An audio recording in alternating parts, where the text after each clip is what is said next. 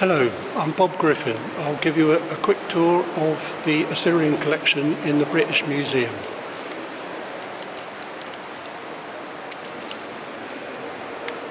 We're looking at the Black Obelisk. This is about 841 BC. You can look at the notes on it. And here we can see that's King Jehu, or his ambassador, and that says Madatu, which means tribute, Shah of the man, vertical one, Jehu, Ma, son, man, Ri, Humri, and that's Kesef, Kaspu, which means, and that's plural, which means silver, and then it goes round the other end. You can see him kneeling down. That's King Jehu kneeling down before Shalmaneser III. This is 841 BC, the Assyrian king. See his long beard, he's got the fez hat, canopy over him, he's got his assistant, a eunuch. And as we go round, you can see these are the 10 tribes. This is he's king of the northern 10 tribes of Israel.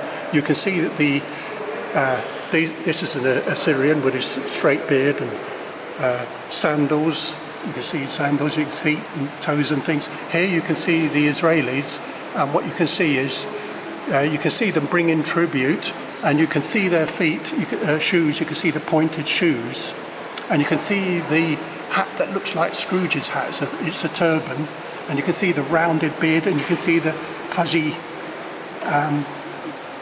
bit in between the clothes. They're smaller, obviously, because they're inferior to the Assyrians. So as we go round, we can see more. That, by the way, that means it's a metal, and that's gold, much gold. Kaspu,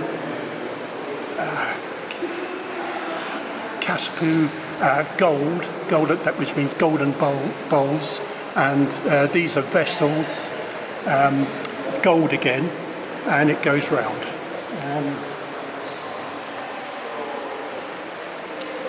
You can see more Israelis lining up to give their tribute, and now they're a bigger size. They're the full size of the register. Right, as we move, this is 841 BC. Now, as we move over here onto the wall, that's what it says about it. So you can read that at your leisure. And this is Austin Henry Layard, who discovered all this. You can read that as well.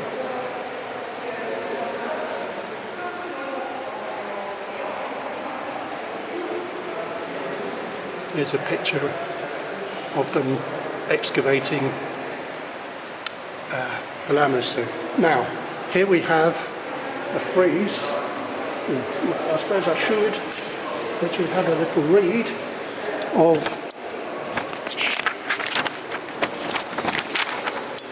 if you want a clearer idea what's going on with all that, what I just read there on the Black Obelisk. You've got an idea here.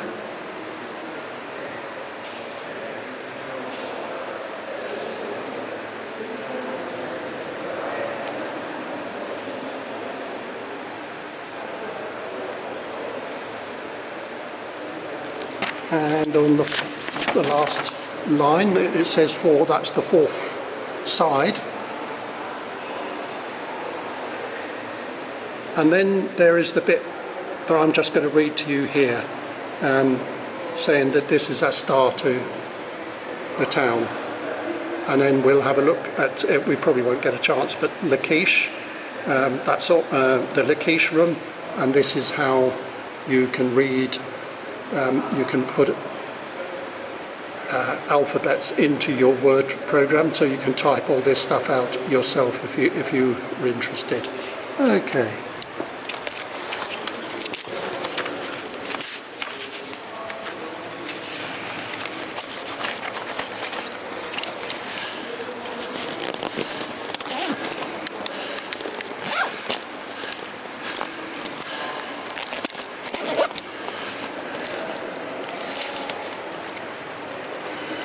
Right, here we are.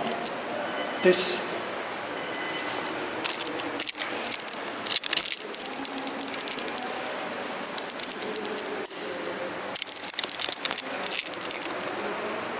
is the Astarte frieze, the whole of it, all in one view.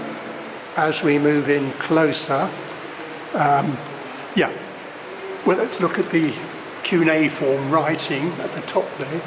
That first sign means town, and that's As, the first one, As-tar 2. So you can see that from the notes I've given you. That is the town. You're looking at the town, and you can see the citadel where the army is, and you can actually see the gates of the town there.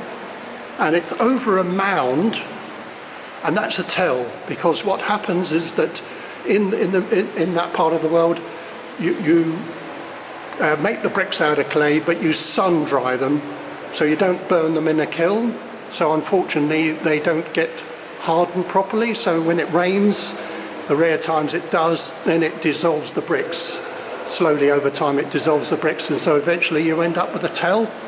It's all the rubbish and mostly the clay that's dissolved. Now, that's an Assyrian soldier, obviously, and those, if you remember from what I've shown you with the black obelisk, they look the same. You've got the same Scrooge-type hat, you've got the furry bit, you've got the, if you look at the shoes, you can see the pointed shoes.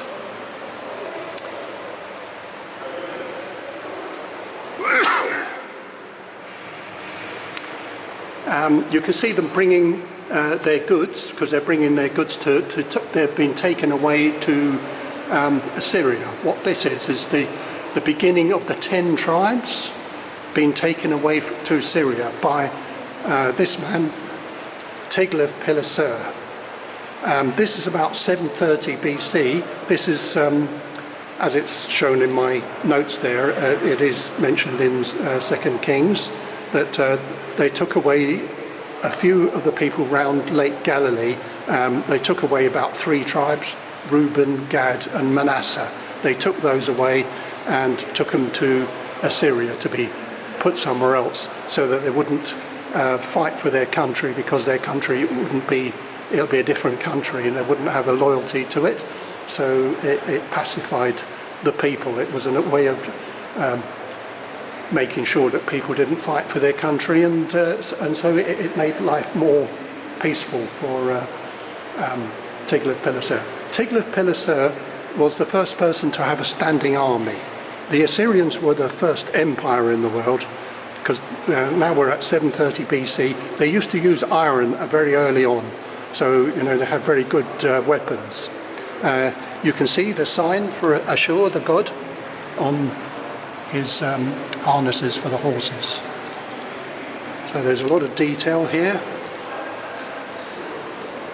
That's Tiglath-Pileser with the fez hat, is always a sign of the king. Only the king is allowed to wear the fez hat. And okay.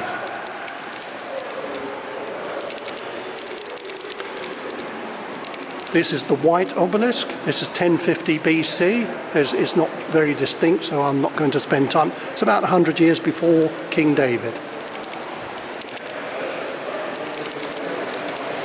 Over here now we have Ashurnasirpal, not to be confused with Ashurbanipal. Ashurnasirpal. Ashur, the god, Pal, the air, Nazi, to protect the air. So Ashur is going to protect the air. If you look up by his head, you can see the first. If you look on the edge there, you can see all the different gods.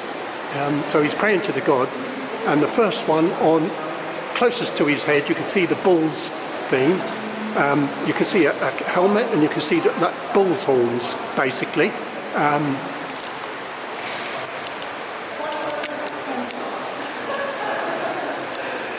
bull's horns.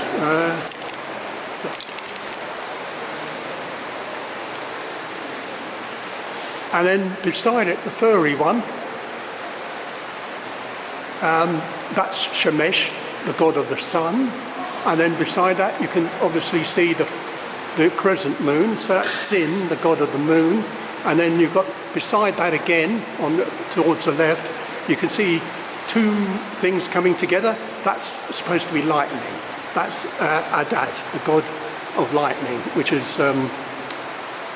similar to Baal in the Old Testament, and also to Zeus in the Greek mythology. And beside that again, with the star-shaped thing, is Venus, Astarte. So on this thing, what's happening here is that this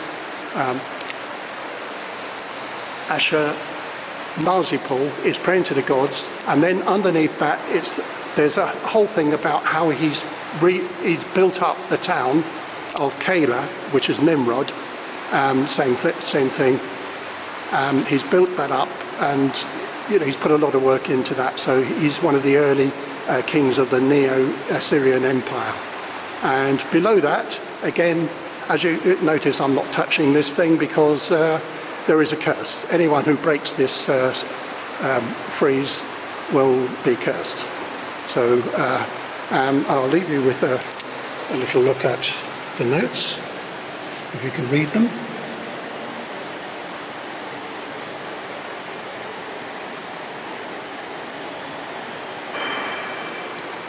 Right, okay, now this is an attendant god.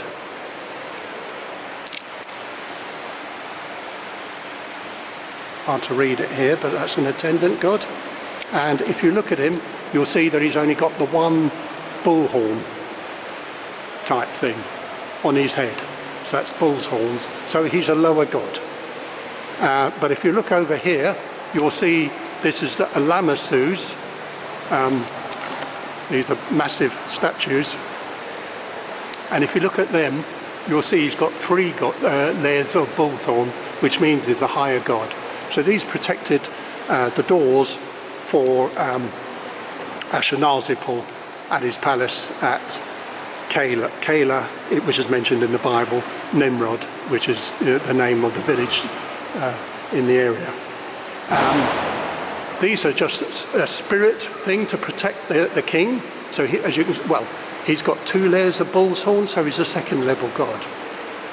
And then underneath him, if you look at his legs, it's all about strength with these Assyrians. You can see the strength in his legs.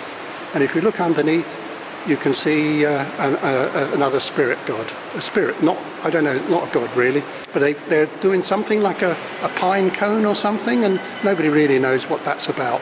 But maybe it's a fertilizing thing, wishing long lines of heirs, of whatever. I'm not sure. Nobody knows really. So these are the Lamassu. Yep, you can see he's got 4 legs if you look on the side, but if you look on the front, you'll see that there's 2 legs. So there's 5 legs in all. So you were never really meant to look at this side on as we're doing now, because you can see 5 legs all in one go. So there you go, that's the Lamassu, and this is about 883 to 859. 884 to 870 something or other was King Omri of Israel. So here we go, and here we got the gates. I was showing you the gates on that thing on the wall. So this is the gates of Balawat. It's not Keilah or Nimrod. This is Balawat. It's another town. And if we go closer to it, this is these are Shalmaneser III, the same one as the black obelisk. You can see this is very important stuff here. This is all copper. You can see the green tinge for patina, the rust of copper, and you can see daily life in Assyria. So it's really, there's a lot to this. It's well worth Oh, you can see playing music and things. Yes, there's quite a lot. It's got 2 layers on it. This one is Shalmaneser. You can see more of it, so things that's going on in daily life in a town there. You can see the walls of a town, and underneath maybe the same town or another town, and you can see all sorts of people milling around doing things, bringing goods along, all sorts, fighting battles as they do a lot of in Assyria. Very brutal people. King Ashurnasirpal, people rebelled against him, so he took over the town, and what he did is he cut the heads off the old people. The young people, he either cut their feet off or their hands off, and also, or he cut their ears off and their noses off and their lips out.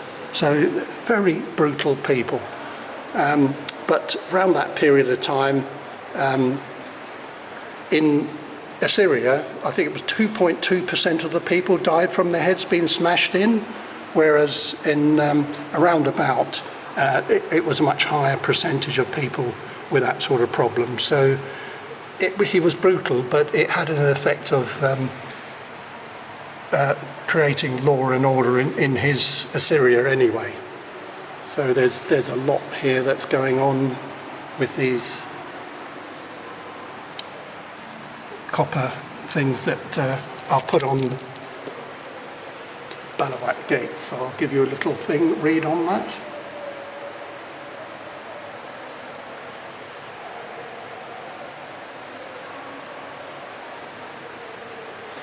And there's the plans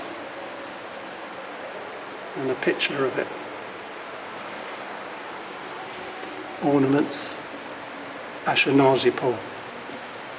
This is still Shalmaneser III. Balawat gates. This, by the way, is a copy. All of this, none of this is original. All the green ones are original. And this is the gates from Ashurnasirpal, which is the king before Shalmaneser III. So there's one level of frieze here, one level, not two. So that's how we know it's Ashurnasirpal's frieze. And there it is. Have a read. And generally we know a lot about the kings because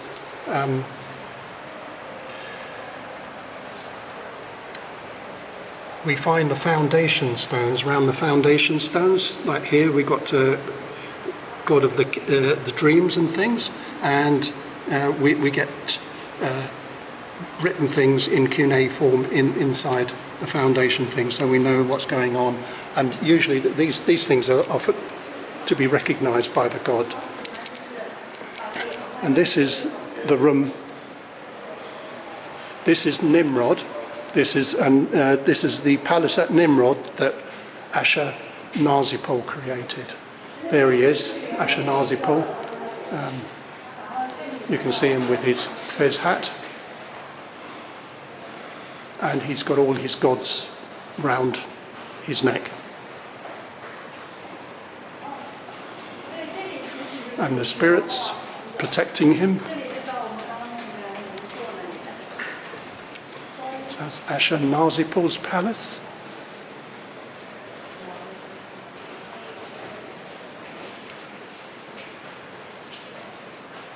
And there's a second level god there on the left. And on the right, protecting him, and this is a sacred tree that they're doing something with.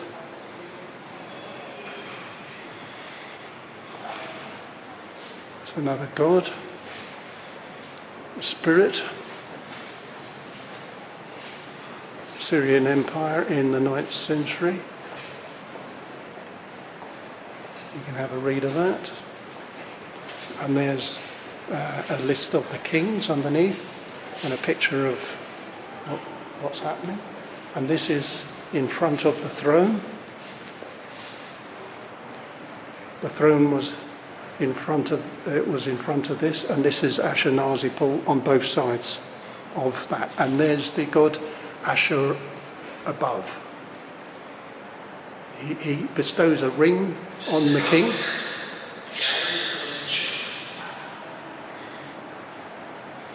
And that's the Northwest Palace Nimrod, right up on that.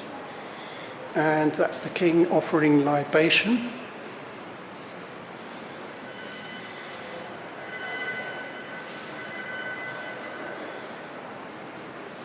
And the king has got arrows in his hand pointing upward, which means that he's a victor. That's Ashurnasirpal, 860 odd BC. Again, gods, eunuchs. He's offering libation, and there's a monkey, a couple of monkeys.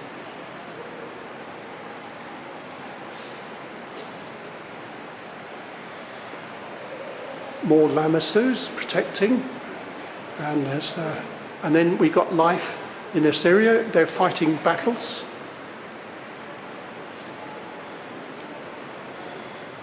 Fighting battles again.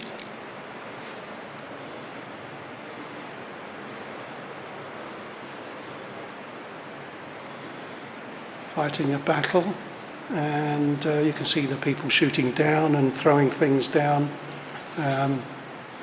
Ladders, and the person at the top there without a head, they chopped his head off. That's how brutal things were. There's a god fighting for Ashurnasirpal. I think somebody else without a head, a king fighting and a shield in front of him.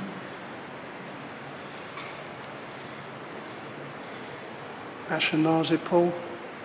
You can see the tent thing there, and this is a camp. The circular thing is a camp.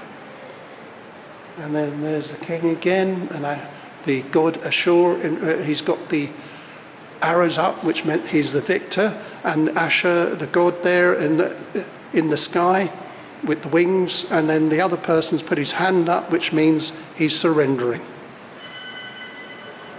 And these are the women in the town where he was taking over, and they're surrendering. That's why they got their hands up. And then there's more people without head. Ashurnasirpal shooting arrows again. These are people swimming across a river, and you can see some of them have got goat skins underneath them because they can't swim. So they're blowing up the goat skins to help them float across, and chariots have been taken across the river. And you can see king fighting again. You can see more boats, and you can even see the fish in the water. Boats. The king again with the Ashur the god fighting for him. And these are people. All these things on the top are the tribute that's been given to them because they've lost whoever they've lost the battle, and the king has won. And you can see he's got the arrows pointing up, so he's won. And this is a siege engine fighting against the enemy, and they're knocking bits of the wall off. The walls weren't made very well,